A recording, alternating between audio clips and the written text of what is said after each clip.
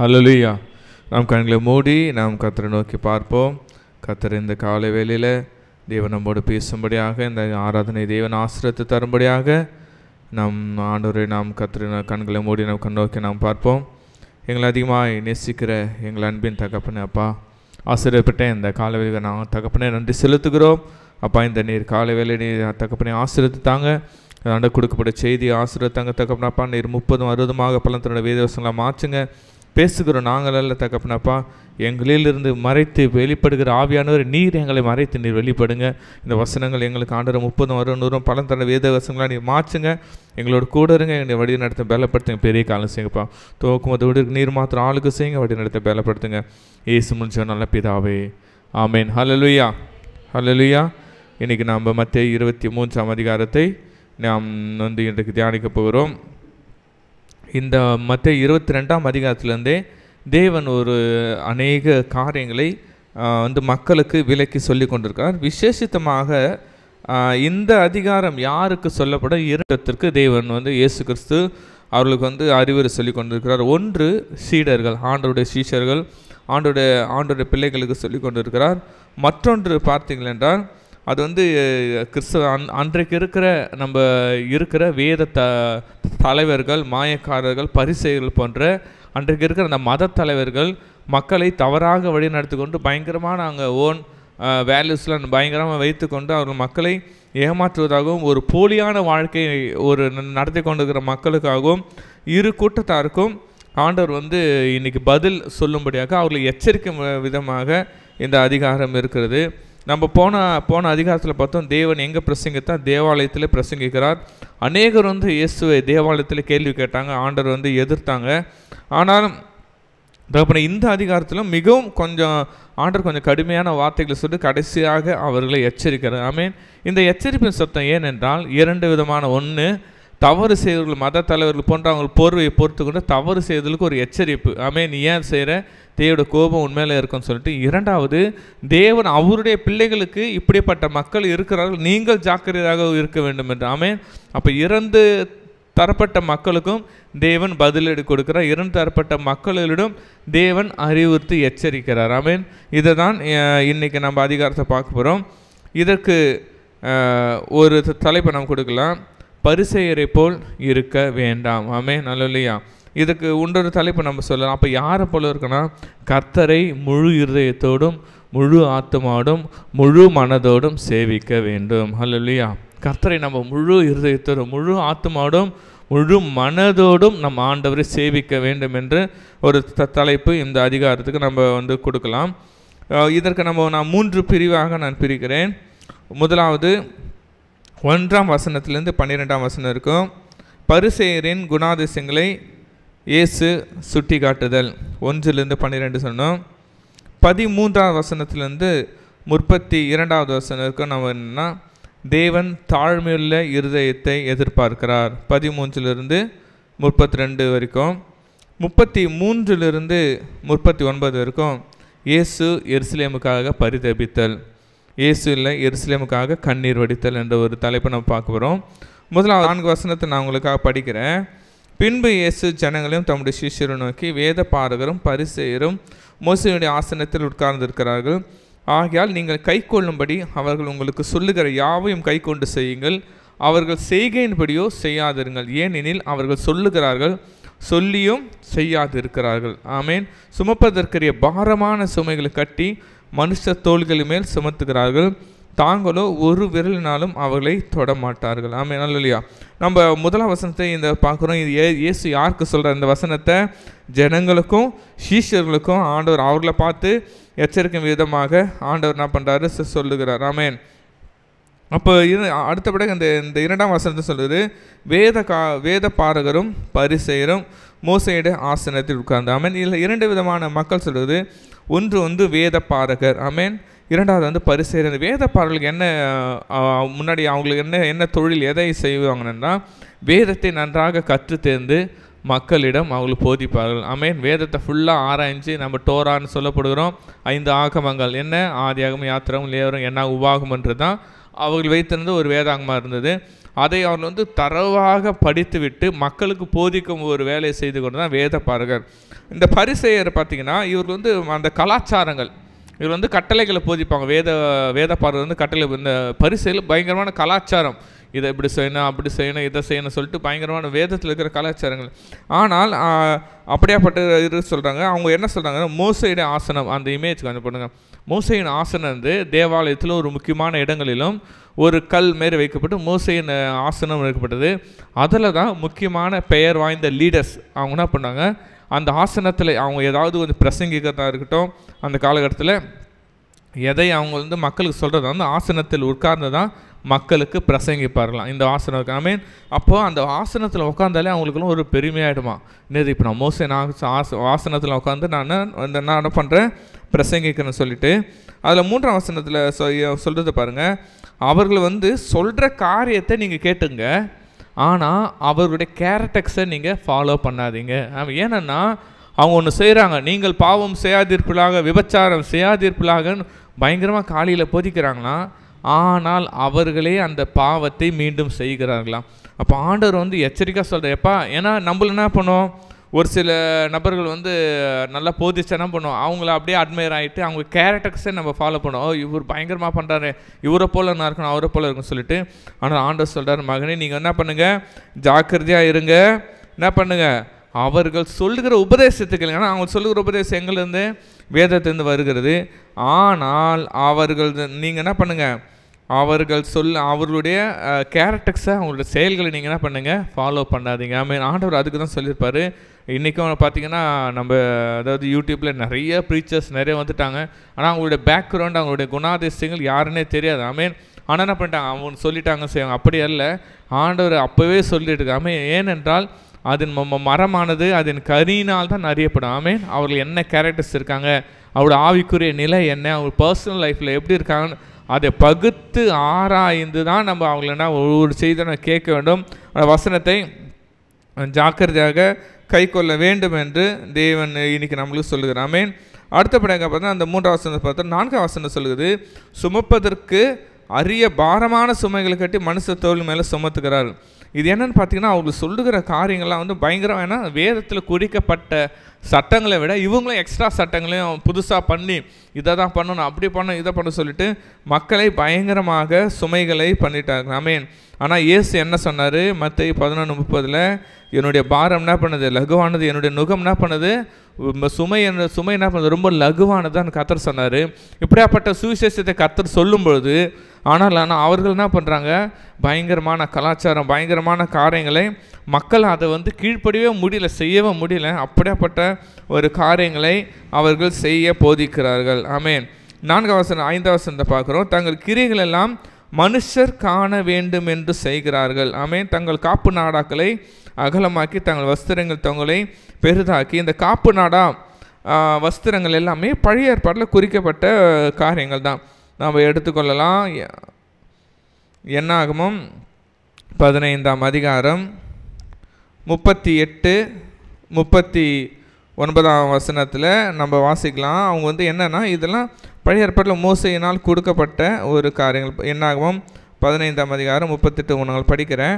நீ இஸ்ரவேல் புத்திரத்தில் பேசி அவர்கள் தங்கள் தலைமுறைத்தோறும் தங்கள் வஸ்திர ஓரங்களிலே தொங்கல்களை உண்டாக்கி ஓரத்தின் தொங்கலை இளநீல நாடாவை கட்ட வேண்டும் என்று சொல். நீங்கள் பின்பற்றி சோறும்பகிற இருதயத்துக்கும் இதை என்ன பண்ண ஏற்க கடவா அது உங்களுக்கு இருக்க வேண்டும் என்று அவன் சொன்னார். ஆண்டவர் அப்போ எதை சொன்னார், தன்னுடைய மற்றவர்களுக்காக என்ன பண்ண நீங்கள் மற்ற மக்கள்லேருந்து வேறுபட்டு இருக்குன்னு சொல்லிட்டு நல்ல இன்டென்ஷனில் தான் சொன்னார். ஆனால் இவர் என்ன பண்ணாங்க, அதை வந்து ட்ரெடிஷனாக மாற்றி அந்த மேலே அந்த காப்பு நாடா உங்களுக்கு அந்த பிளாக் கலரில் இருக்கும் இமேஜ், அதை வந்து இப்போ என்ன தலையில் கட்டி கொண்டு இன்னும் பெருசாக கட்டின பெருசாக அந்த எல்லாத்தையும் வெடிச்சு கொண்டு ரோட்டில் போனவரே நம்மளோட ஐடென்டிட்டி நல்லா பெருசாக தெரியணும், நம்மளோட ஐடென்டிட்டி நல்லா பெருசாக தெரியணும், நம்மளுடைய அவருதுன்னா நாடா சின்னதாக தொங்குது, அதை விட என்னுடைய ட்ரெஸ்ஸுடைய நாடாக்கள் அதை அடியில் என்ன பண்ணணும் மிக நீளமாக தொங்க வேண்டும் என்று தங்களுக்கு தான் பெருமைக்காக அதை உடுத்தி கொண்டார்களாம். அப்போ ஆண்டவருடைய அதை இன்டென்ஷன் நோக்கத்தை பார்க்குறப்ப நீங்கள் வந்து அணியிறீங்க, சட்டத்தை கீழ்ப்படுறீங்க, ஆனால் அதோடைய நோக்கம் வந்து சரியில்லை. அதோடைய இன்டென்ஷன் என்ன பண்ணுது தவறாக இருக்குது. அதனால் நீங்கள் என்ன பண்ணுங்கள், அதை பெருமைக்காக பண்ணியிருக்கணும். அடுத்த வசனத்தில் சொல்லுது பாருங்கள், விருந்துகளில் முதன்மையான இடங்களிலும் செப ஆலயங்களில் முதன்மையான ஆசிரியர்கள். ஆமென். இவங்க என்ன நினச்சிட்டாங்களா, இவங்க அதாவது இருக்கிற லீடர்ஸ்லேயே என்ன பண்ணுறேன், இவங்க கொஞ்சம் டாப் ப்ரையாரிட்டி கொடுக்கணும். எந்த ஃபங்க்ஷன் வந்தாலும் என்ன பண்ணணும், இப்போ ஒரு அரசியல் தலைவர்கள் வராங்கன்னா என்ன பண்ணுவாங்க, பல பேர் அப்படியே என்ன பண்ணிவிடுவாங்க, அரசியல் தலைவர் வராங்கனால ஒரு நம்ம சமுதாய மக்களும் ஒரு பயங்கர ப்ரிப்பரேஷன் இருக்கும், அவங்களுக்கு இது இருக்கும். அதுபோல் இவர்கள் ஆனால் இவர்கள் வேதத்தை போதிக்கிறவர்கள் தான், வேதத்தை ஆண்டரான வேதத்தை நேசிக்கிறது தான். ஆனாலும் இவர்களுக்கும் அப்படியாப்பட்ட ஒரு பதவி, அப்படியாப்பட்ட ஒரு மரியாதை இருக்க வேண்டும் என்று அவர்கள் பயங்கரமாக எதிர்பார்த்து இதை மக்களிடத்தில் சுமத்துனாங்களாம். ஆமென். இதை நீங்கள் அதை டிமாண்டாக வச்சுட்டாங்க, நான் வர்றதுனா இதை நீ பண்ணணும், எந்த சீட்டு இருந்தாலும் நான் முதன்மையான சீட்டு எங்களுக்கு தான் இருக்குன்னு சொல்லிட்டு மக்கள் மேலே அதிகமான பாரம். ஏனென்றால் இவங்க யார் பேரை வச்சு சொல்கிறாங்க, யெகோவா தேவனை பேரை வச்சே மக்களுக்கு சொல்லி கொண்டுகிறார்கள். யெகோவா தேவனுடைய பிரதிநிதிகள் நாங்கள், யெகோவா பிரதிநிதி நாங்கள் என்ன பண்ணோம், இந்த சேரை எந்த சீட்டில் முதன்மையான சீட்டு எங்களுக்கு தான் சொல்லிட்டு தங்களை பெருமைப்படுத்துவதற்காக, தங்களுடைய பெருமைக்காக அந்த காரியங்களை அவர்கள் அவர்கள் அந்த உபயோகப்படுத்தியிருந்தாங்க. 6ஆம் வசனத்தை பார்க்குறோம். 7ஆம் வசனத்தில் ஆண்டவர் இங்கே பார்க்குறோம், ஏன் ரபி ரபி என்று அழைக்கப்படாதீர்கள். நம்மளுக்கு ஒரு கேள்வி இருக்கலாம். ஆமென்.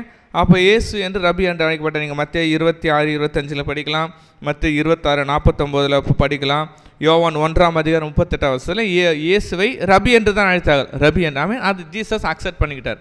ஏனென்றால் அவரோட உள்நோக்கம் ஆண்டவரை ஒரு ஆசிரியராக ஏற்றுக்கொண்டான். ஆனால் இவர்கள் சொல்லுகிற ரபி என்னன்னா, நான் உங்களோட நான் ப்ரையாரிட்டியான சிறந்தவனவே, அந்த பெருமை என்ற பட்டத்திற்காக இவர்கள் பலவிதமான போராட்டங்களை செய்து பலவிதமான காரியங்களை செய்தார்கள். ஆமென். முதலாவது ஒரு 7ஆம் வசனத்தை ரபி என்று அழைக்கப்படுகிறார். 2வது வசனம் 8ஆம் வசனம் சொல்லுது, தங்களை போதகர்கள் என்று நீங்கள் எல்லாருக்குன்னா, நீங்கள் கிறிஸ்து ஒருவரே உங்களுக்கு போதகராக, நீங்கள் எல்லாரும் எப்படி இருக்கிறீங்க, எனக்கு சகோதரராக இருக்கிறேன். ஆமென். இயேசு கிறிஸ்து, ஜீசஸ் கிரைஸ்ட்டு அவங்களுடைய சீசரை பார்த்து அதான் சொன்னார், ஆமென், நீங்களாம் என்னுடைய சகோதரராக இருக்கீங்க. ஆமென். ஆண்டவர் எந்த அளவுக்கு தாழ்மையின் தேவன் பாருங்களேன். ஆமென். உலகத்தில் வேறு எந்த தெய்வங்களாது ஆமென் நீ நானும் சகோதரன்னு சொல்லதுண்டா. ஆமென். எத்தனையோ நம்ம அந்த வரலாறுகள் பார்க்குறோம். தன்னுடைய கடவுளுக்குன்னு நீ கீழே, நீ அடிமட்டம், அப்படிதான்ற பல சத்தியங்களை அவங்களுக்கு சொல்லி கொண்டிருக்கிறார்கள். அவருடைய நம்முடைய தேவனை கத்தந்த ஆமென், நீங்கள் நானும் சகோதரர்கள் என்று சொல்கிறார். ஆமென். ஏனென்றால் பழைய ஏற்பாட்டில் அவர் மாத்திரமே கூப்பிட்டிருந்த அப்பா பிதாவை அப்பா என்று கூப்பிடுற புத்திர சுவிகாரத்தை இன்னைக்கு நீங்களும் நாங்களும் சேர்ந்து கூப்பிடலாம், அப்பா அப்பா பிதாவை என்று அந்த அதிகாரத்தை நமக்கும் பகிர்ந்து நம்மை அவர் சகோதரர் என்று அழைத்தார். அப்போ ஏன் சொல்கிறேன்னா, அப்பா நான் கிறிஸ்துவை ஸ்தாபிக்க வந்திருக்கேனே, நான் இந்த கிறிஸ்துவை எதற்கு நான் ஸ்தாபிக்க வந்திருக்கிறேன், இது ஒரு தாழ்மையான ஒரு மார்க்கம். ஆமென். இது மேன்மைக்காக அல்ல, ஒரு தாழ்மையான மார்க்கம் என்று சொல்ல தான் ஆண்டவர். இன்றைக்கி நம்ம பார்க்குறோம் கிறிஸ்தவ சமுதாயத்தில் பெருகிக்கொண்டே இருக்குது. ஆமென்.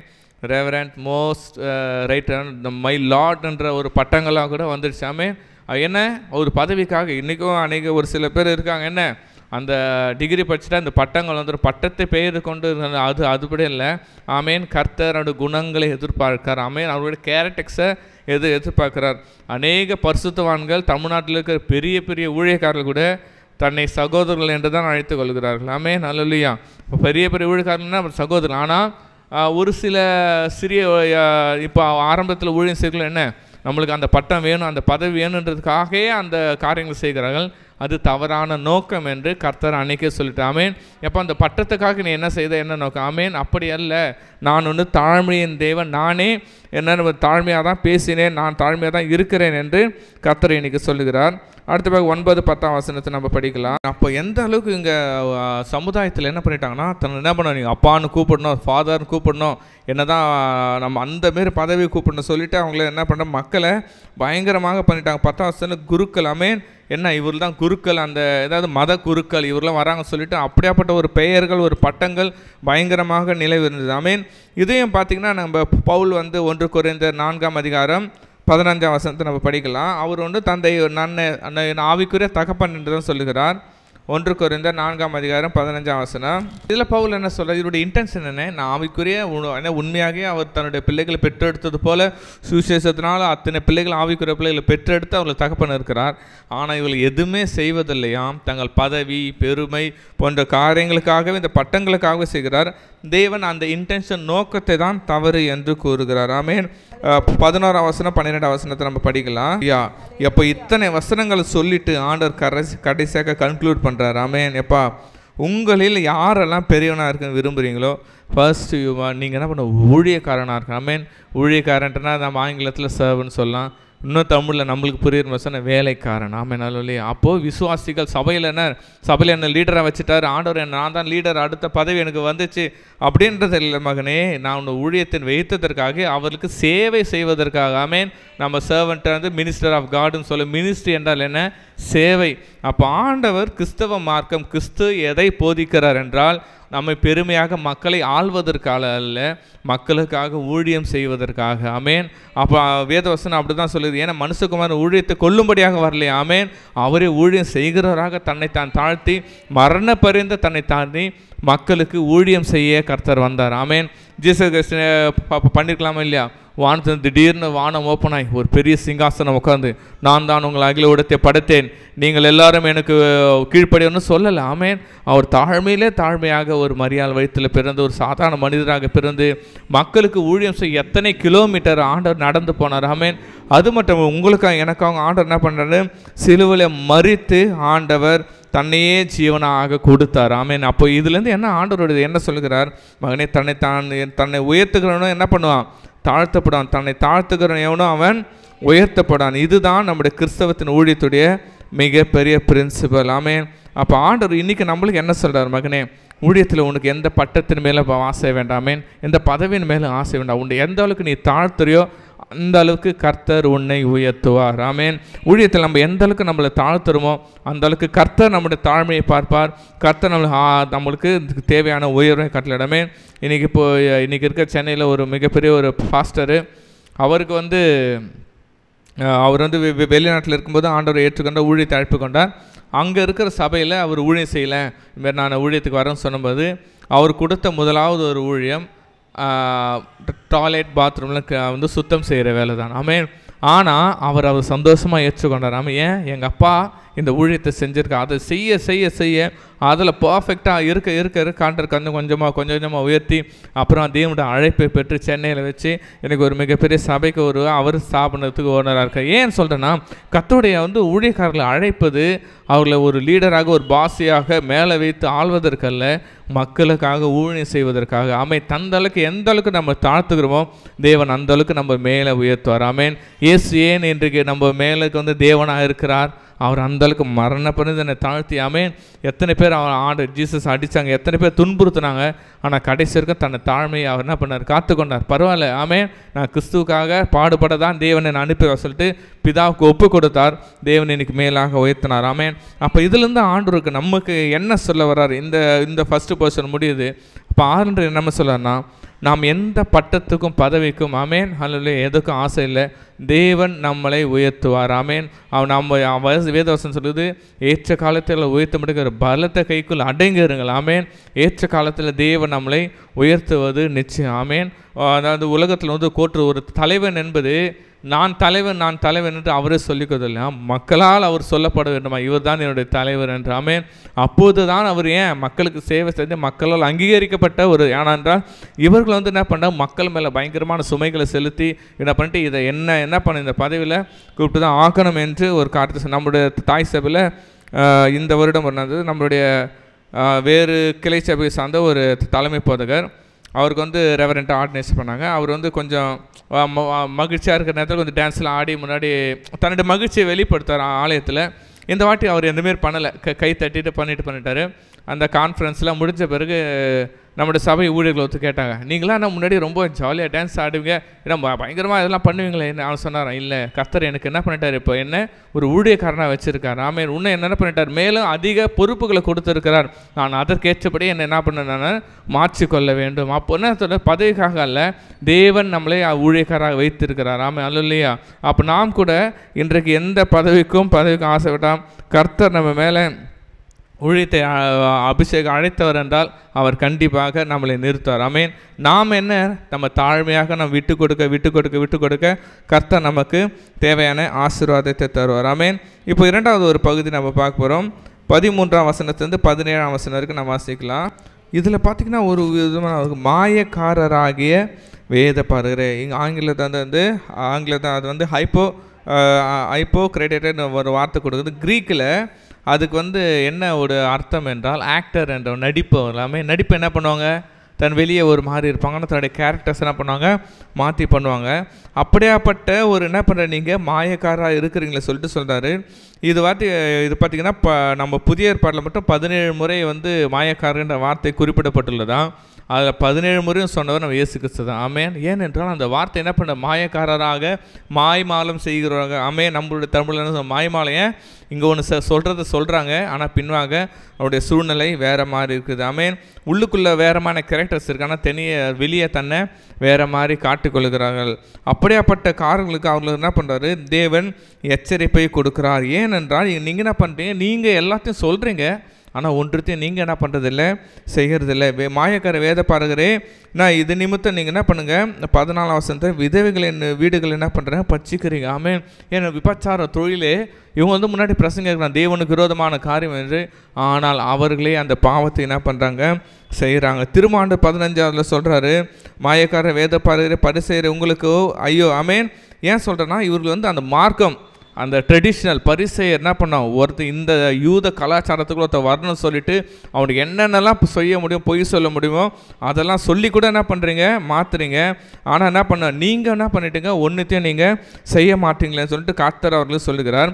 அடுத்த விட 16 வசனத்தை பார்த்தோம், அவங்களுக்கு எது மேலே சத்தியம் பண்ண மாட்டாங்களாம், தேவாலயத்தின் பேரையும் சத்தியம், ஆனால் உள்ளே இருக்கிற பொண்ணுனாலும் சத்தியம் பண்ணாதுன்னு கடனாளி என்று சொல்லி. ஏனென்னா தேவாலயத்தின் பேரில் சத்தியம் பண்ணக்கூடாது. நம்ம யாத்திராகமம் 20ஆம் அதிகாரம் 7ஆம் வசனத்தை வாசிக்கலாம்.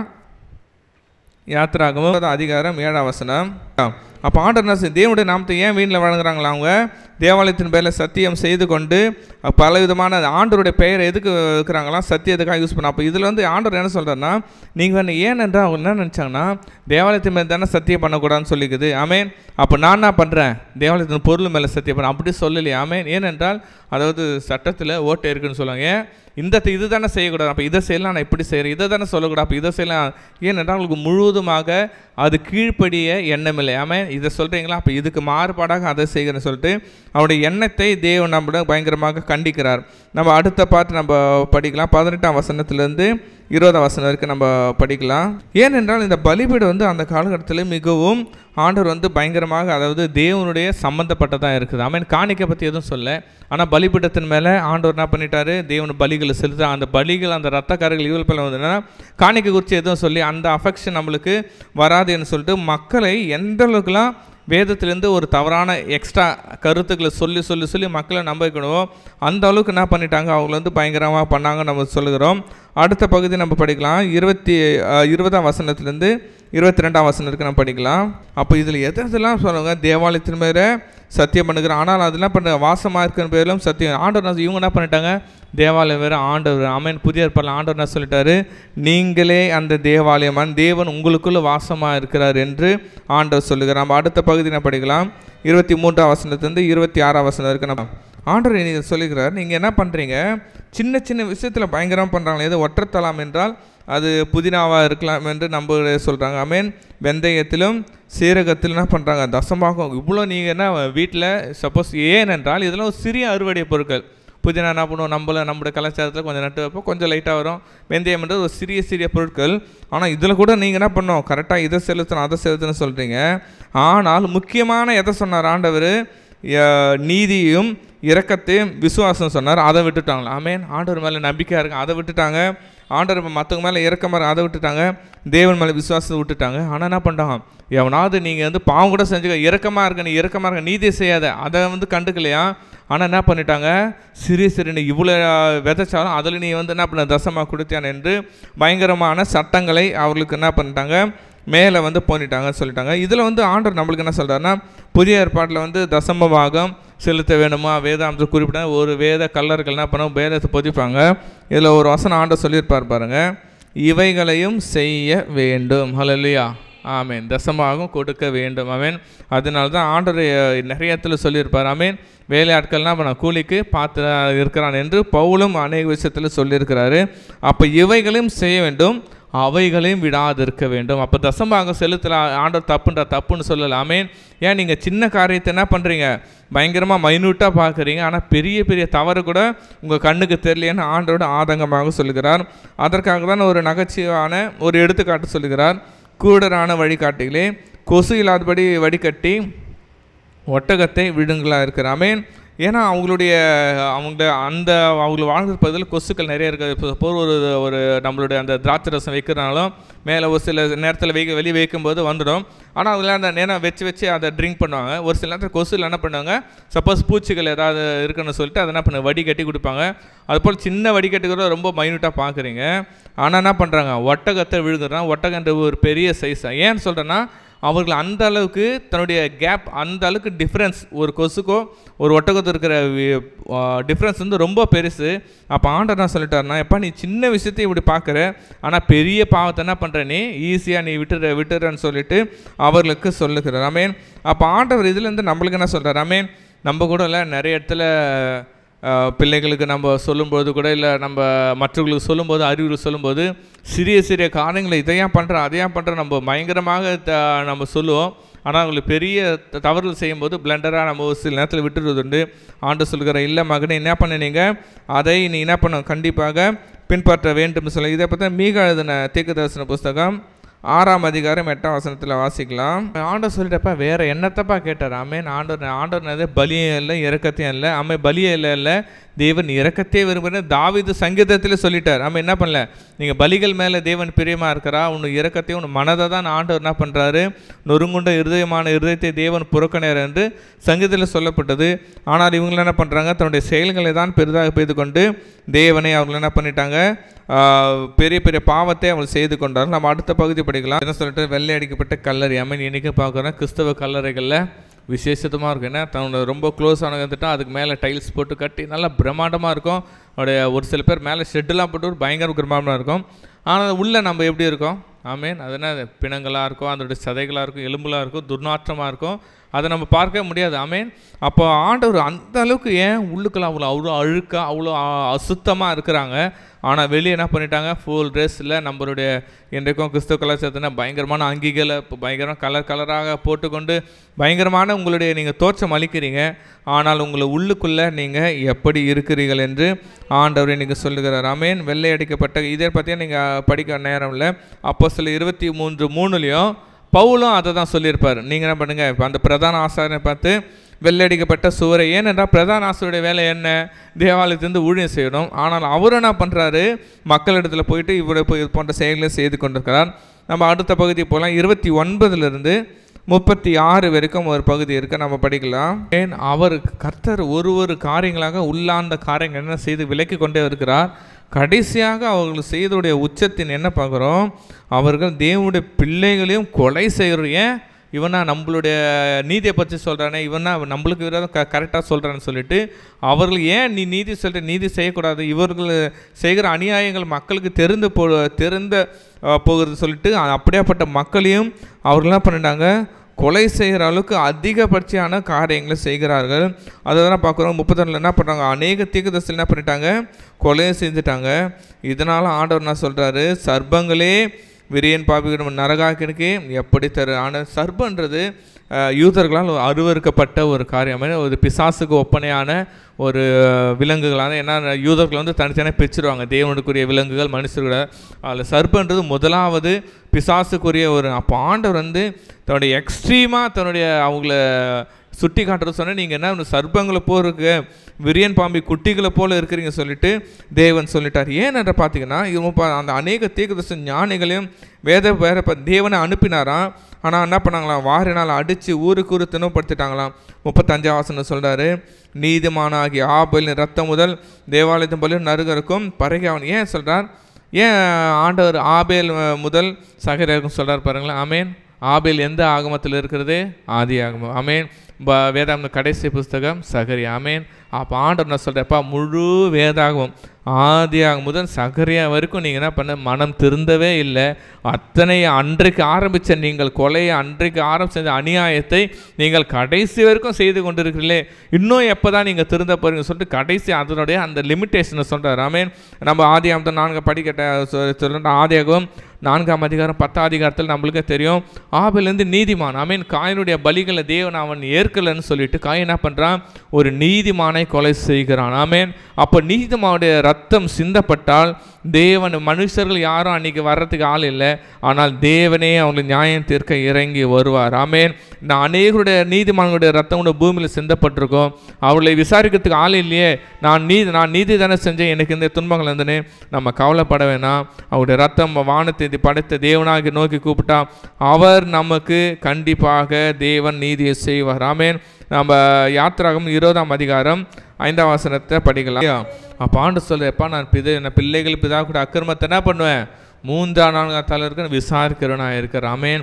நம்மளுக்கு கூட சொல்லலாம், ஐயோ நான் நீதி தான் செஞ்சேன், எனக்கு அநியாயங்கள் ஏற்பட்டது, எனக்கு யாரும் நீதி செய்யலைன்னு கவலைப்படாதீங்க. ஆமேன். அவருடைய கூக்குரல் தேவனிடத்தில் எடுவரும், அவரே நம்மளுக்கு நீதியுள்ள நியாயாதிபதியாக இருக்கிறார். ஆமேன். ஹல்லேலூயா. ஏன் சொல்கிறேன்னா, இவர்கள் பயங்கரமான காரியங்களை செஞ்சாங்க. இன்றைக்கி பார்த்தோன்னா எழுப்புதல், நம்ம இன்றைக்கெல்லாம் நம்ம வேதத்தை வாசிக்கிறோம், கிறிஸ்தவனாக இருக்கிறோம் என்றால் அநேக பரிசுத்த ரத்த சாட்சிகள். ஆமேன். ஒரு மிஷினரி கோர்ஸ் எங்கெங்கெல்லாம் மிஷினரிகள் விதைக்கப்பட்டார்களோ அந்த இடத்துல தேவன் ஒரு பெரிய அறுவடையே தேவன் சார். ஆமேன். நம்மளுக்கெல்லாம் தெரியும், நம்முடைய கலாச்சாரத்தில் 1500ஆம் ஆண்டில் மார்ட்டின் லூத்தர். ஆமேன். அப்போ அந்த காலகட்டத்தில் ரோமன் கத்தோலிக்க அந்த சடங்காச்சாரங்கள் இன்னைக்கு சொல்லப்பட்ட சகல விதமான கலாச்சாரங்களும் அன்றைக்கும் சொல்லப்பட்டது தான். அன்றைக்கி சொல்லப்பட்டேன்னா என்னது, பைபிளில் இல்லாத சட்டங்கள், வேதத்தை இப்படி ஃபாலோ பண்ணோம், இதை ஃபாலோ பண்ணோம், அதை ஃபாலோ சொல்லிட்டு இவர் மார்ட்டின் லூத்தரும் அவர் சட்டப்படி அதில் பைபிள் அந்த காலேஜ் படித்து இவர் ஒரு போதகராக இருக்கிறார். ஆனால் இவர் செஞ்ச வாலிபத்தில் செஞ்ச சின்ன சின்ன தப்புகள் இவருக்கு என்ன பண்ணிக்கிட்டது, அவங்களை உணர்த்தி கொண்டே இருக்குது, ஐயோ இந்த பாவம் செஞ்சேன்னு. ஒரு சில நாள் அவருக்கு இரவில் போகும்போது அந்த குற்ற உணர்வு பயங்கரமாக அழுத்துகிறது. இந்த சின்ன அந்த குற்ற உணர்வுக்கு பரிகாரம் என்ன சொல்லியிருந்தாங்களோ அந்த காலகட்டத்தில், நீங்கள் அடிகள் வாங்கணும், சாட்டையால் அடி வாங்கினா உங்கள் பாவம் மன்னிக்கப்படும், நீங்கள் தேவாலயத்துக்கு முட்டி போட்டு நீங்கள் ரத்தம் சிந்த அந்த தேவாலயத்துக்கு மேலே படிக்கட்டு ஏறிங்கன்னா உங்கள் ரத்தம் பாவங்கள் பண்ணப்படும், எத்தனை நீங்கள் காணிக்கை சீட்டு தேவாலயம் கட்டுறதுக்காக காணிக்கை சீட்டு காசு கொடுத்தீங்கன்னா உங்கள் பாவம் மன்னிக்கப்படும், பல விதமான சட்டங்கள். இவர் எல்லாத்தையும் செஞ்சு பார்த்தோம், ஒருபோதும் மனசில் அந்த காயங்கள் அவருக்கு போகவே இல்லை, அந்த குற்ற உணர்வு போகவே இல்லை. கடைசியாக இவருக்கு ஏன் படிச்சிருக்கிறாரு, அப்போ தான் கடைசியாக ஒரு அதிகாரத்தை வசனத்தை படிக்கிறாரு. அதுதான் ரோமர் புஸ்தகத்தில் படிக்கிறாரு, விசுவாசத்தினால் நீதிமான் பிழைப்பான். ஆமேன். இந்த வசனம் அவருக்குள்ள அக்கினி தீ போல பரம்புகிறது. எது விசுவாசத்தினால் நீதிமான் பிழைப்பானா? அப்போ நான் செய்கிற சடங்குகளை என்ன அர்த்தம், விசுவாசித்தாலே நான் நீதிமான் ஆகலைன்னா ஏன் இந்த சடங்குகள் என்று அவருக்குள்ள கேள்விகள் போடுகிறது. அதுக்கப்புறம் வேதத்தை வாசிக்க அவர்கள் ஆவியானவர் அநேக காரியங்கள் வெளிப்படுத்துகிறார். ஆமேன். அப்போ தான் பார்க்குறாரு, அவங்க சொன்ன காரியத்துக்கும் சடங்காச்சாரத்துக்கும் வேதாமத்துக்கும் பலவிதமான காரியங்கள் ஒட்டே போகலை, முற்றிலும் வேறுபட்டது. ஆமேன். 5 இரவே எழுதுகிறாரு, வேதத்துக்கும் அவர்கள் சொன்ன போதனைக்கும் 95 மாற்று கோட்பாடுகள். ஆமேன். மாற்றுக்கோனா அவங்களுக்கு வேத சொன்னதை 95 விஷயங்களை விலைக்கு ஒரு போர்டில் எழுதி போட்டு மறுநாள் சொல்கிறாரு. எல்லாரும் கேளுங்க, பைபிள் காலேஜில் பல 1000 ஸ்டூடெண்ட் படிக்கிறாங்க, எல்லாரும் கேளுங்க, இன்றைக்கி நீங்கள் இத்தனை சடாசாரங்க செய்கிறீங்களே, விசுவாசத்தினால நீதிமான் பிழைப்பான், நம்ம இந்த சடங்குகளை செய்ய வேண்டிய நம்ம ஜீசஸ் கிறிஸ்து விசுவாசம் நம்பினாலே போதும், நம்ம பாவங்களை அறிக்கிட்டாலே போதும், தேவனால் பாவத்தை மன்னிப்பார் என்று சொல்லும்போது அநேக மக்கள், ஆயிரக்கணக்கான மக்கள் ரட்சிக்கப்படுறாங்க. ஆமேன். ஆனால் அங்கிருந்த இதே போல் வேதப்பாளர்கள் அவங்களை கொலை செய்ய பல விதமான தந்திரங்களை செய்தாங்க. ஆனாலும் ஆண்டவர் என்ன பண்ணிட்டார், அவர் அந்த ஸ்கிரிப்டில் எழுதி உலகம் முழுவதும் அவர் எங்கெங்கே போனார் எல்லாத்தையும் பரப்பி தான் அன்றிலிருந்து அவர் சுவிசேஷம் சொன்னதால் தான் இன்றைக்கி நாம் என்ன பண்ணுறோம், இன்றைக்கி நம்ம வேதத்தை வாசிக்கிறோம். ஆமே. அன்றைக்கி அந்த மார்ட்டின் லூத்தர் கர்த்தரை எழுப்பலைன்னா இன்றைக்கி நம்ம உலகம் எப்படி இருந்திருக்கோம், இந்த மாயக்கார வேத பாருகிற போல் தேசம் அழிவுக்குள்ளாதான் போயிருக்கோம். ஆமேன். ஆனால் கடைசியாக அவரையும் என்ன பண்ண கொலை செய்தார். வில்லியம் டிண்டேல் 1600ஆம் ஆண்டு வேதத்தை மொழிபெயர்த்தார். ஏன்னா எபிரேய கிரீக்கில் மட்டும்தான் அப்போ வேதம் இருந்தது. வேதத்தை ஆங்கிலத்தில் மொழிபெயர்த்தால் இன்னும் அநேக மக்களுக்கு இந்த சுவிசேஷம் சொல்லப்படாமல் அவரை எரித்து கொல்லப்பட்டார். ஆமேன். அதுபோல் பலவிதமான, ஏனென்றால் அந்த இரத்த சாட்சிகளாக மரித்தாலும் தேவன் நம்ம ஜெபத்துக்கு தேவன் நமக்கு விடுதலை கொடுக்கிற தேவனாக இருக்கிறார். அல்லேலூயா. அவருடைய ரத்தம் என்ன பண்ணுகிறது, நம்மளுக்கு பதிலை தருகிறது. நம்ம கடைசி பகுதியை நம்ம வாசிக்கலாம். 37லேருந்து 39 வரைக்கும் நான் உங்களுக்காக படிக்கிறேன். ஏனென்றால் இதில் ஆண்டவர் சொல்லுகிற காரியங்கள் என்ன, தேவன் எருசலேமுக்காக பரிதபிக்கிறார். ஆமென். அல்லேலூயா.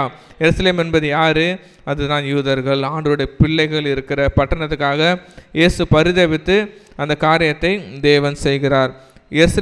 எருசலேமே தீர்க்கதரிசிகளை கொலை செய்து உன்னிடத்தில் அனுப்பப்பட்ட கல்லெறிகளே, கோழி தன் குஞ்சுகளை தன் சிறகுகளை கூட்டி சேர்த்து கொள்ளுவனமாக நான் எத்தனை தரமோ உன் பிள்ளைகளை கூட்டி சேர்த்து கொள்ள மனதாக இருந்தேன், உங்களுக்கோ மனதில்லாமல் போயிடுச்சு. இதோ உங்கள் வீடு உங்களுக்கு பாழாக்கி விடப்படும், கர்த்தர் நாமத்தினாலே வருக ஸ்தோத்திரிக்கப்பட்டார் என்று நீங்கள் சொல்லும் அளவும் இது முதல் என்னை காணாதிருப்பீர்கள் என்று உங்களுக்கு சொல்லுகிறேன். அல்லேலூயா. ஆண்டவர் இதில் மிகவும் ஒரு வருத்தப்படுகிறதான ஒரு செயல், மிகவும் ஒரு கண்ணீர் வடிக்கிறதான ஒரு செயலாக தேவன் சொல்லுகிறார். ஆமென். ஏனென்றால் நம்ம லூக்கா எழுதின சுவிசேஷம் 19 அதிகாரம் 41 வசனத்தை பார்க்குறோம். தேவன் இந்த எருசலேமுக்காக கண்ணீர் விட்டாரா. அல்லேலூயா. ஐயோ எருசலேமே எருசலேமேன்னு சொல்லிட்டு எருசலேமை பார்த்து கண்ணீர் விட்டார். வேதத்தில் ஆண்டவர் ஒரு சில இடத்துல மட்டும் தான் கண்ணீர் விட்டார். லாசருவை பார்த்து ஆண்டவர் என்ன பண்ணார், கண்ணீர் விட்டார். கடைசியாக அந்த சிலுவையின் ரத்த துளிகள் என்ன பண்ணிட்டு அவருக்கு அந்த மரண துளிகள் வந்துட்டு மூன்றாவதாக ஆண்டவர் இன்றைக்கி என்ன பண்ணுறாரு, தன் எருசலேமுக்காக என்ன பண்ணிட்டாரு, அழுது இந்த அழுகை எதுமா ஆத்தும ரட்சிப்பு. ஆமென். அவர் எந்த அளவுக்கு தன்னுடைய எருசலேமுக்காக எந்த அளவுக்கு அவர் என்ன பண்ணினார், அவர் அந்த அளவுக்கு தன்னுடைய பாரத்தை அவர் ஊற்றினார் என்று நம்ம பார்க்குறோம். ஏன்னா கோழித்தன்னா பார்க்கலாம், தன்னுடைய செட்டைகளை குஞ்சுகளை காப்பாற்றணுமாக எத்தனையோ ஒரு காப்பாற்றலாம் நினச்சோம், அதற்கு என்ன பண்ணிட்டானா மனதில்லாமல் போயிடுச்சு. ஆமென். உண்மையால் ஒரு சம்பவம் இருக்குது. வட அமெரிக்காவில் அந்த அடிக்கடிக்கு அந்த காட்டு புயல்கள்லாம் தீகள் பயங்கரமாக பற்றி கொண்டு இருக்கும். அந்த நேரத்தில் அந்த தீ அணைப்பார்கள் எல்லாம் அணைச்சின்னு இருக்கும்போது ஒரு கோழி மட்டும் அப்படியே அதாவது கோழி நின்று அப்படியே சில பேர் நிற்கிற மாதிரி இருக்குது. ஆனால் அது மறித்து போயிட்டுருக்கு. தீயில் எரிஞ்சு போயிட்டு போயிடுது. சரிட்டு அவங்களை தள்ளும்போது அந்த சிறகு அவர் கீழே சிறகுலேருந்து உயிருள்ள ஒரு சில கோழி குஞ்சுகள் அங்கே பறந்தது. ஆமேன். அப்போ இவ்வளோ பெரிய தீலையும் அதனது கோழி குஞ்சு தன்னுடைய குஞ்சுகளை காப்பாற்ற தன்னை அரைவணைத்து என்ன பண்ணிவிட்டு அதை காப்பாற்று. ஆமேன். ஆனால் வெளியும் பார்த்தாங்களாம் ஒரு சில கோழி குஞ்சுகள் இருந்தது. ஆமேன். அப்போ அந்த கோழி குஞ்சுகள்லாம் நினச்சிருக்கோம், வெளியே போகிற கோழி குஞ்சுகள், ஐயோ அம்மா சட்டைக்குள்ளே இருந்தால் என்னது நம்மளுக்கு பாதுகாப்பு இல்லை, நம்ம என்ன பண்ணிடலாம் வெளியே போயிடலாம் சொல்லிவிட்டு நம்ம போயிருக்கலாம். ஆமேன்.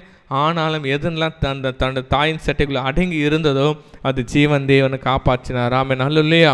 அப்போ ஆண்டவர் தான் சொல்கிறார், மகனே எத்தனையோ ஊரை நான் என்ன பண்ணுறேன், உன்னை என் கிட்டவா பாதுகாப்பாக இருப்பேன், என் கிட்டவா உனக்கு நான் பாதுகாப்பு தரேன்னு நம்ம சொல்லியும் கர்த்தனை ஒருவேளை நம்ம விலகி நம்ம போனோன்னா தேவனுடைய எச்சரிப்புக்கு நம்ம தாண்டி தான் போகிறோம். ஆமென். அப்போ இன்றைக்கி ஆண்டவருக்கு இந்த அதிகாரத்திலிருந்து கர்த்தர் நம்மோடு என்ன பேசி கொண்டு இருக்கிறார். ஆமென். நம்ம ஆண்டவரை எந்த அளவுக்கு நம்ம கடமைக்காக தொழுது கொள்கிறோம், நம்ம ஆண்டவரோட ஊழியத்தை எந்த அளவுக்கு கடமைக்காக செய்கிறோம். ஆமென். தேவனுக்காக நம்ம முழு மனதோடு முழு ஆத்மாவோடு நம்ம செய்கிறோமா. கர்த்தர் சொல்கிறார், மகளே நீ என்ன தான் வேலை செய்யாமல் என்ன தான் ஊழியம் செய், ஆனால் உன்னோட முழு மனதோடு செய்கிறேன். ஆமேன். முழு மனதோடு செஞ்சால் தேவன் அவரை ஆசீர்வதிப்பேன் என்று கர்த்தர் சொல்லுகிறார். ஆமேன். நம்ம எதை செஞ்சாலும் ஆண்டவருக்கு முழு மனதோடு செய்வோம். கர்த்தர் நம்மை ஆசீர்வதித்து உயரங்களில் உன்னதங்களில் நிறுத்த வல்லவராக இருக்கிறார். ஆமேன். ஒரு பாடலை பாடி தேவனுடைய நாமத்தை மையப்படுத்தலாம்.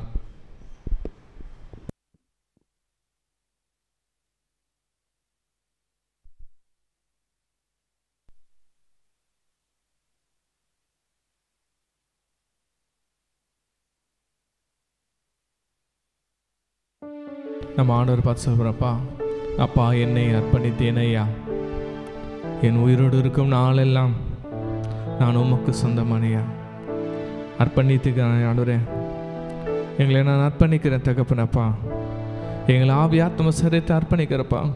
எங்களிடத்தில் காணப்படுகிற பெருமைகள் பாவங்கள் உமக்கு விரோதமான காரியங்கள் எதுவாக இருந்தாலும் அப்பா எங்களை விலக்கி நீர் ஆண்டவரே விலக்கி என்னை முழுக்க காத்து வில்லுங்கப்பா. இந்த இடத்துல என்ன காரியங்கள் இருந்தாலும் அப்பா என்னை விலக்கி விட்டு காத்து வரலுங்க சொல்லிட்டு ஆண்டு சமத்தை நம்ம தாழ்த்தி நம்ம ஒப்பு கொடுக்கலாமா. அப்பா என்னை முழுவதும் அர்ப்பணித்தேனையா, உயிரோடு இருக்கும் நாளெல்லாம் உமக்கு சொந்தமையா. அப்பா என்னை முழுவதும் அர்ப்பணித்தேனையா, உயிரோடு இருக்கும் நாளெல்லாம் உமக்கு சொந்தமையா. அர்ப்பணித்தே நான் அர்ப்பணித்தே நான் அர்ப்பணித்தே, ஆவி ஆத்மா சரீரம் அர்ப்பணித்தே, ஆவி ஆத்மா சரீரம் அர்ப்பணித்தேன் சொல்லமா. அப்பா என்னை முழுவதும் அர்ப்பணித்தேனையா, உயிரோடு இருக்கும் நாளெல்லாம் உமக்கு சொந்தமையா. அப்பா என்னை முழுவதும் அர்ப்பணித்தேனையா.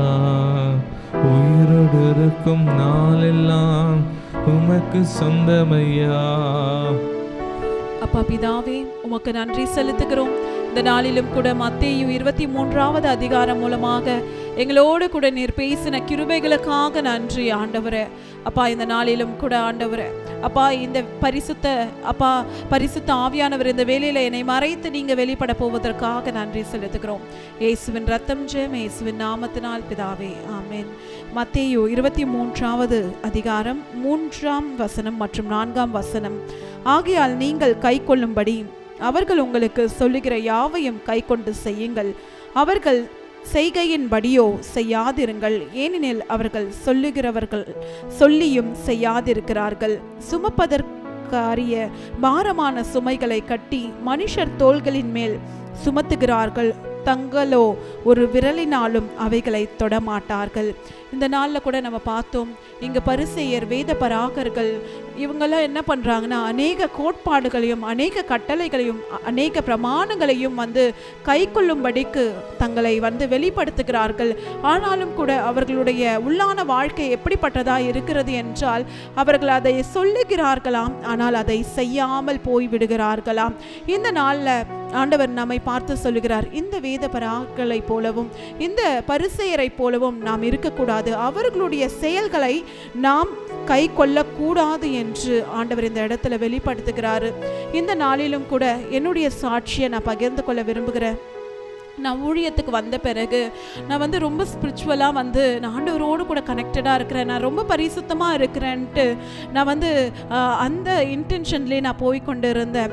ஆனால் என்னுடைய வீட்டில் பார்த்தீங்கன்னா அன்னைக்கு ஒரு பிரச்சனை வரும்போது, வாக்குவாதங்களில் ஈடுபடும் போது என்னுடைய கணவனார் என்னை பார்த்து சொல்லுவார், நீ ஊழியம் செய்கிறியே, நீ இப்படி பேசுகிறியே, நீ அப்போது உனக்கும் மற்றவங்களுக்கும் என்ன சம்மந்தம் இருக்குது அப்படின்னும் போது எனக்கு அது ரொம்பவே ஒரு குற்ற மனசாட்சியை எனக்கு கொடுத்துச்சு. அன்னையிலேருந்து நான் ஜெபிக்க ஆரம்பித்தேன்.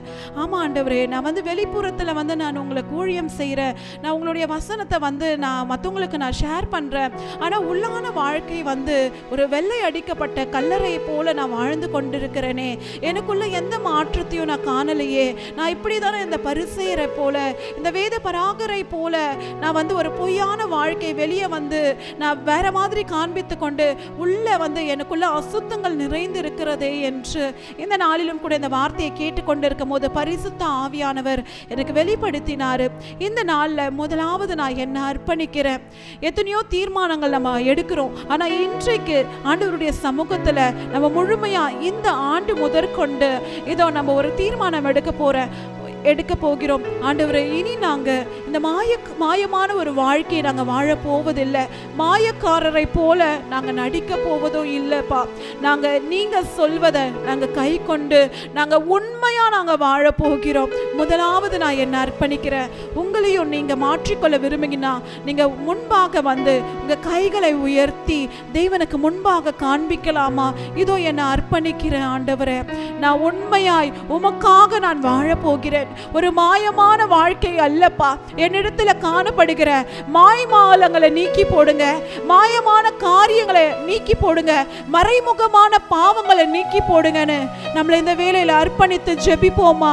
பரிசுத்த ஆவியானவர் நிச்சயமாய் இதிலிருந்து விடுவிக்கும்படிக்கு அவர் நமக்கு கிருபை பாராட்டுவார். இந்த வேளையில நம்ம அப்படியே அர்ப்பணிப்போம்.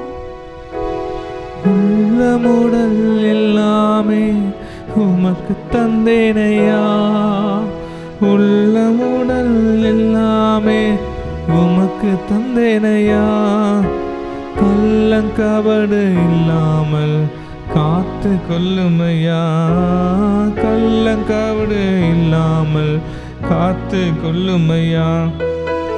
அர்ப்பணித்தே நான் அர்ப்பணித்தேன் நான் அர்ப்பணித்தேன்,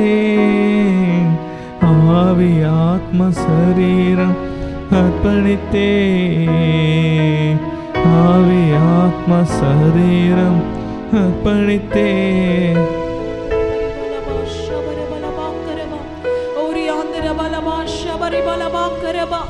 இந்த வேளையிலும் கூட பரிசுத்த ஆவியானவரே அப்பா எங்களை அர்ப்பணிக்கிறோம் ஆண்டவரே. அப்பா எத்தனையோ நாட்கள் நாங்களும் இந்த பரிசேயரை போல அப்பா நாங்க மாயமான ஒரு வாழ்க்கை வாழ்ந்திருக்கிறோம்ப்பா. வெளிப்புறமாய் ஆண்டவரே அநேக காரியங்களை ஆண்டவரே எங்க பிள்ளைகளுக்கும் அப்பா மற்றவங்களுக்கும் நாங்க போதிக்கிறோம். ஆனால் ஆண்டவரே உள்ளான காரியமாய் எங்களுடைய அப்பா எங்களுடைய பர்சனல் லைஃப் ஆண்டவரே அப்பா இன்னும் ஆண்டவரே அசுத்தமாய் காணப்படுகிறது. அப்பா முதலாவது அப்பா எங்களை நீங்க மாற்றுங்கப்பா. அப்பா இந்த வேளையில எங்களிடத்துல காணப்படுகிற மாயமான காரியங்களை நீக்கி போடுங்க ஆண்டவரே. எங்களை பரிசுத்தப்படுத்துங்க பரிசுத்த ஆவியானவரே.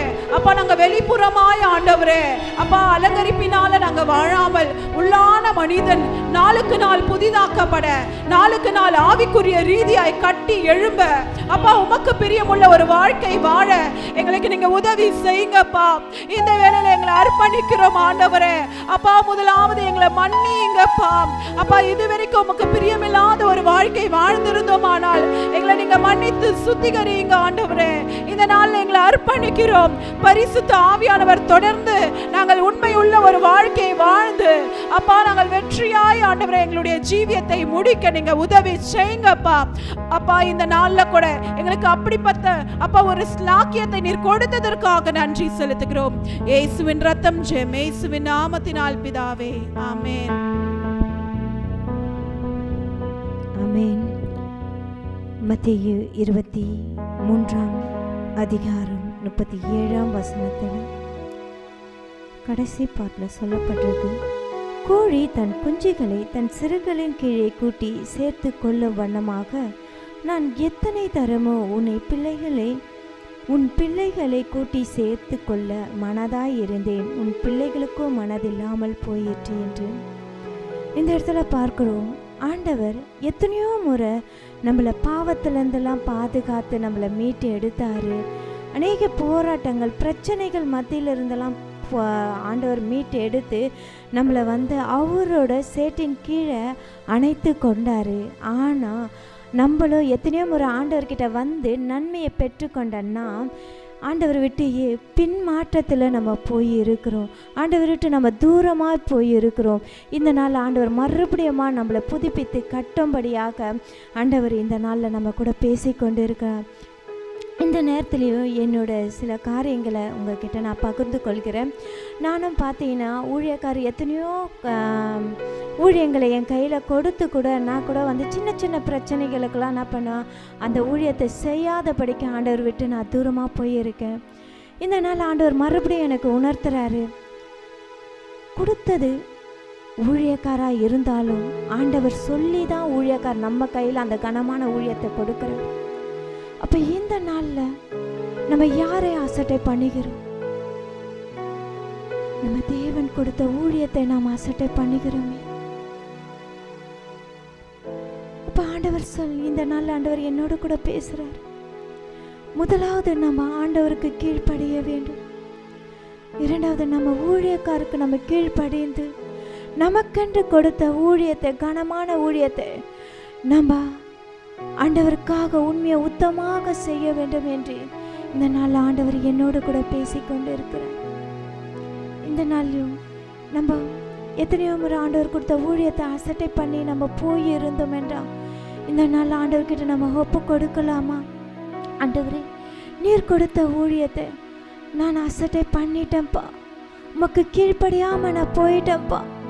நீங்கள் எத்தனையோ முறை அந்த ஆபத்துலலாம் தூக்கி எடுத்து உங்கள் கனமான ஊழியத்தை என் கையில் கொடுத்தோம், நான் அதை மீறி நடந்துட்டேன்ப்பா, என்னை மன்னிங்கன்னு சொல்லி நம்ம ஆண்டவர்கிட்ட அர்ப்பணித்து நம்ம ஜெபிக்கலாமா?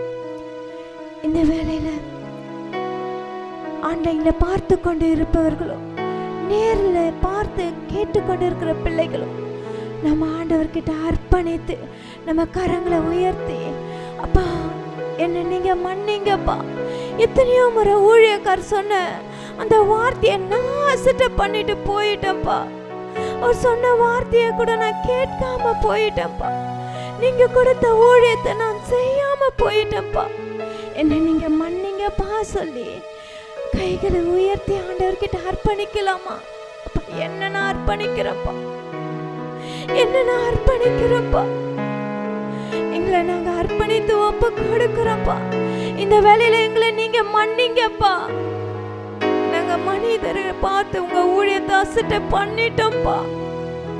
ஒரு விஷயங்களை நீங்க மன்னிங்கப்பா. நீங்க மன்னிங்கப்பா.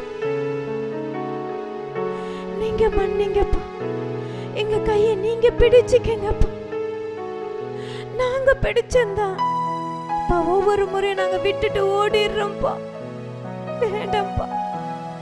எங்களை முழுமையா நீங்க பிடிச்சிக்கிங்கப்பா. முழுமையா எங்களை நீங்க பிடிச்சிக்கிங்கப்பா. நீங்க எங்க கரத்தை நீங்க பிடிச்சுக்கிட்டீங்க. நாங்க விசுவாசிக்கிறோம்ப்பா. இப்ப நாங்க பிடித்துக்கிறோம்ப்பா. நீங்க பிடிச்சிட்டீங்கப்பா. அதற்காக உமக்கு நாங்க நன்றி செலுத்துகிறோம்ப்பா. பரிசுத்த ஆவியானவரே, எங்களை நீங்க ஆளுகை செய்யுங்க. இந்த 2025 வருஷத்துல அப்பா உங்க ஊழியத்தை, மகத்தான ஊழியத்தை செய்யும்படியாக எங்களை நீங்க தெரிந்து கொண்டமைக்காக உமக்கு நாங்க நன்றி செலுத்துகிறோம் தகப்பனே. ஆவியானவர் இன்னும் வல்லமையா எடுத்து நீங்க எங்களை பயன்படுத்த போற கிருபைக்காக உமக்கு நாங்க நன்றி செலுத்துகிறோம் அப்பா. நீங்க இன்னும் பெரும் பெரும் காரியங்களை எங்களை கொண்டு செய்ய போற அப்ப அற்புதத்திற்காக உமக்கு நாங்க நன்றி செலுத்துகிறோம் அப்பா. துதி கன மகிமையெல்லாம் ஒருவருக்கே செலுத்துகிறோம். இயேசு கிறிஸ்து நாமத்தில் ஜெபிக்கிறோம் ஜீவனுள்ள நல்ல பிதாவே. ஆமென் ஆமென் ஆமென். ஹல்லேலூயா. ஆண்டவர் இன்னைக்கு நம்ம அநேக விஷயங்களை நம்மோடு பேசினார். ஆமென். முக்கியமாக அந்த வேத பாரகர் பரிசேயர்கள் ஒரே ஒரு காரியத்தை மட்டும்தான் ஆண்டவர் மீண்டும் மீண்டும் அதிகாரத்தில் வற்புறுத்துகிறார். எப்பா நீங்கள் செய்கிறீங்க, ஆனால் அதை முழு மனசோடு செய்கிறீங்களா? நீங்கள் எந்த அளவுக்கு அதை முழு மனசாக செய்கிறீங்களோ அந்த அளவுக்கு தான் அதில் நான் பிரியப்படுவேன். நீங்கள் அதை முழு மனதோடு எனக்காக நீங்கள் செய்கிறீங்களா, அதை முழு மனதோடு செய்கிறீங்களா? ஆண்டவர் பேசி கொண்டிருக்கிறார். ஒரு உண்மையான ஒரு நடந்த சம்பவம். ஒரு கம்பெனியில் ஒரு சாதாரண ஒரு கிளர்க்காக ஒருத்தர் வேலை செய்கிறார். ஆனால் அவருக்கு நல்லா படித்தவர் தான், இருந்தாலும் வேலையை குடும்ப கஷ்டமாக செய்கிறார். அந்த வேலைகளில் பார்த்திங்கன்னா எல்லா வேலைகளும் இவர் போய் செய்கிறார். யார் எதை சொன்னாலும் இவர் தான் கூப்பிடுவாங்க.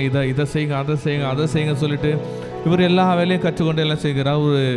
அவங்களுடைய ஹெட் ஆஃபீஸ்லேருந்து கான்ஃபரன்ஸ் 3 நாள் நடைபெறுகிறது. அந்த ஹெட் ஆஃபீஸ்லேருந்து அவங்களுக்கு மேலே சீனியர் ஆஃபீஸர்ஸ்லாம் பயங்கரமாக கான்ஃபரன்ஸில் பேசுகிறாங்க. 3 நாள் பார்க்குறாங்க. எந்த வேலை செய்யணாலும் இவர் இல்லாமல் செய்ய முடியல. எதுக்கத்தாலும் இல்லைங்க, அவரை கூப்பிடுங்க, இதை செய்யலாம், அவரை கூப்பிடுங்க, எதுக்கு இதை அவரை கூப்பிடுங்க சொல்லிட்டு அவரே கூப்பிட்டு கொண்டு இருக்கிறாங்க. 3 நாள் முடிஞ்ச பிறகு அந்த ஹையர் ஆஃபீஸர் கேட்குறாங்க, அந்த பர்சனை நான் பார்க்கணும்னு சொல்லிட்டாமே. அவரை கூப்பிட்டு பேசும்போது சொல்கிறாங்க, ஏப்பா நீ என்னப்பா வேலை செய்யணும்னு கேட்குறாங்க. ஆனால் உனக்கு இந்த வேலையில் எப்படி தெரியுது? இல்லையா, நான் 3 வருஷம் வேலை செஞ்சுன்னு இருக்கேன். எனக்கு நான் கொடுக்க வர சம்பளத்துக்கு நான் உண்மையை உத்தமாக என்னுடைய வேலைகள் நான் செய்கிறேன். யார் எந்த வேலை சொன்னாலும் செய்கிறேன். எப்படிப்பா அந்த வேலை கற்றுக்கிட்டேன்? இங்கேருந்து நான் ஏன் கற்றுக்கிட்டேன்? நீ என்ன படிச்சிருக்கேன் பட்டா? அப்போ தான் சொல்கிறாங்க, நான் இந்த டிகிரி படிச்சிருக்கேன். 3 நாள் போகிறதுக்கு முன்னாக அந்த பிரான்ச்சுடைய ஹெட்டாக அவருக்கு சைன் பண்ணிட்டு போயிட்டாங்களா? கர்த்தர் அந்த அளவுக்கு தேவன் அந்த உயர்வை கட்டளையிட்டாராம். அப்போ இன்றைக்கி நம்ம பார்க்குறோம், நம்ம அநேக பணிகளை செய்யலாம், அநேக ஊழியங்களை செய்யலாம். அநேகர் பால அந்த 3 வருஷம் பார்த்தீங்கன்னா அவர் மக்களால் ரொம்ப குறைவாக எண்ணப்பட்டார். எந்த வேலை அவனை கூப்பிட்டு இதை செய்யன்னு சொல்லிட்டு. ஆனால் பரலோகத்தில் இருக்கிற அவங்களுக்கு பரம பார்த்தது போல் அவங்களுக்கு தேவையான தக்க பலனை அவங்களுக்கு கொடுத்தார். அப்போ இன்றைக்கி நம்ம செய்கிற ஊழியங்கள் பல பேர் அங்கீகரிப்பார், பல காரியங்கள் பல பேர் ஐயோ நம்மளை தாழ்வாக நினைக்கலாம். ஆனால் பரமபிதா நம்மளை பார்த்து கொண்டு இருக்கிறான். அவனுக்கு தக்க பலனை அளிக்கிற பலன் அவரோடு கூட வருகிறது. அவர் நம்மளுக்கு தக்க பலனை தருவார். கண்ணில் மூடி கத்துறாண்ட நம்ம ஒப்பு கொடுக்கலாம். ஆண்டவரே இயேசுப்பா, நான் கூட அநேக முறையாக தகப்பனப்பா, ஒருவேளை உமக்கு விரோதமாக நான் ஆண்டவரே மனிதர்களுக்காக மற்றவர்களுக்காக ஒரு காரியத்தை உங்கள் ஊழியத்தை நான் செஞ்சுட்டு இருந்தேன்னா எனக்கு ஒரு சில நான் சாரி கேட்டுக்கிறப்பா. என்னை அழைத்தவர் நீர் தகப்பனப்பா. உங்களை அழைப்பு மாறாதவர்கள் தகப்பனப்பா. எங்களை அழைச்ச நோக்கம் எங்களுக்கு தெரியலப்பா, ஆனால் நீங்கள் அடைஞ்சிருக்கிறீங்கப்பா. எங்களை தாயின் கர்ப்பத்து உருவான முதல்ல எங்களை அழைச்சவன் நீங்கள் தகப்பனப்பா. ஒருவேளை நாங்கள் ஆண்டவர் உமக்கு விரோதமான கரை செய்த மன்னிங்க தகப்பனப்பா. ஒரு நிச்சயம் உண்டு தகப்பனப்பா. எங்களுக்கு ஓட்டத்தை நான் ஓடும்போது தகப்பனப்பா, பிதாவான எங்களை நீதி அளிக்கிற தேவன் நீங்கள் இருக்கிறீங்கப்பா. எங்களை நித்தியத்தை அளிக்கிற தேவன் நீங்கள் இருக்கிறீங்கப்பா. பலனை எங்களை அளிக்கிற தேவன் நீங்கள் இருக்கிறீங்க தகப்பனப்பா. இந்த ஊழியத்தை ஆண்டவர் உத்தமான ஊழியத்தை அப்பா உங்களிடத்தில் நாங்கள் உண்மை உத்தமாக செய்ய இன்னும் எங்களை தகுதிப்படுத்துங்க. இன்னும் எங்களை நீர் ஆசீர்வாதிங்க தகப்பனப்பா. எங்களுக்கு கொடுக்கப்பட்ட ஊழியர்களை முழு இதயத்தோடும் முழு ஆத்மாவோடும் முழு பலத்தோட ஆண்டவர்களுக்கு அன்பு கூற உங்களுக்காக ஊழியர் எங்களை அர்ப்பணிக்கிறோம் ராஜா. உண்மைக்கே நாங்கள் எங்களை சகல துதிக்கான மைக்கெல்லாம் அர்ப்பணிக்கிறோம். நீரே பொறுப்பேற்று ஆசீர்வாதம் எடுத்துங்க. ஏசு மூலம் நல்ல பிதாவே, ஆமேன். அல்லேலூயா, அல்லேலூயா, அல்லேலூயா. கர்த்தர் தாமே ஒரு ஆசீர்வதிப்பாராக. ஆமேன். கடைசி ஆசீர்வாதத்துக்கு நேராக கைகளை விரித்துக்கொள்ளும். ஈவரக்கா அடோனாய் வயீஷ்மரக்கா யா ஏர் அடோனாய் பனவ் அல்லக்கா விஹுனக்கா ஈஷா அடோனாய் பனவ் அல்லக்கா வயசம் லக்கா ஷாலோம் வயசம் லக்கா ஷாலோம். கர்த்தர் உன்னை ஆசீர்வதித்து காக்க கடவர். கர்த்தர் தன் முகத்தின் மேல் பிரகாசிக்க பண்ணி உன்மேல் கிருபையா இருக்க கடவர். கர்த்தர் தன் முகத்தின் மேல் பிரசன்னமாக்கி உனக்கு சமாதானம் கட்டளையிட கடவர். ஹல்லேலூயா, ஹல்லேலூயா, ஹல்லேலூயா.